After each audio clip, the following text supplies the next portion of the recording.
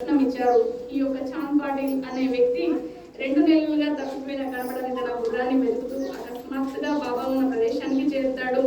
వకీలు రూపంలో ఉన్నటువంటి బాబా గారు తాను కూర్చున్న చెట్టు కింద నేలను స్పర్శించి నీరు నిప్పు తీసుకొని చిలుం వెలిగిస్తూ ఉండడాన్ని గమనించిన చాంద్ పాటిల్ సాయినాథుని వద్దకు చేరి నమస్కరించి తన గుర్రం సంగతి తెలియజేశారు. అప్పుడు బాబా గారు వెంటనే గుర్రాన్ని చాంద్ పాటిల్ ముందు నిలబెట్టారు.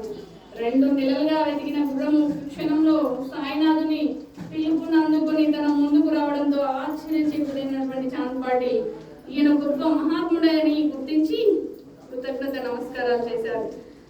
ఆ తర్వాత తనను అతిథిగా ఇంటికి రావాల్సిందిగా ప్రార్థిస్తాడు. అప్పుడు బాబా గారు తర్వాత వస్తానులే అని అతన్ని పంపించి వేసి అనంతరం కొంతకాలానికి చాంద్ పాటిల్ బావమర్ది వివాహానికి షిరిడి వెళ్ళడానికి తనతో రావాల్సిందిగా బాబాను ఆహ్వానిస్తాడు. ఆ విధంగా బాబా గారు చాంద్ పాటిల్ బంధు పెళ్లి పేరుతో లోక కళ్యాణార్థమై మరలా 2వసారి షిరిడిలో ప్రవేశించారు.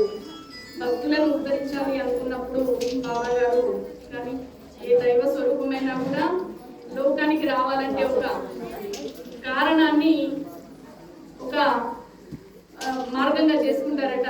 ఇప్పుడు షిరిడిలో బాబా వారు ఉండడానికి చేసుకున్నటువంటి మార్గం ఏంటి అంటే చాంద్ పాటిల్ అనేటువంటి ఆ వ్యక్తి యొక్క బావమర్ది పెళ్లి. ఆ పెళ్లి కోసమని ఆ పేరుతో బాబా వారు షిరిడికి వెళ్ళి మరి 60 సంవత్సరాలు ఆనాటి నుంచి 60 సంవత్సరాలు కూడా షిరిడిలోనే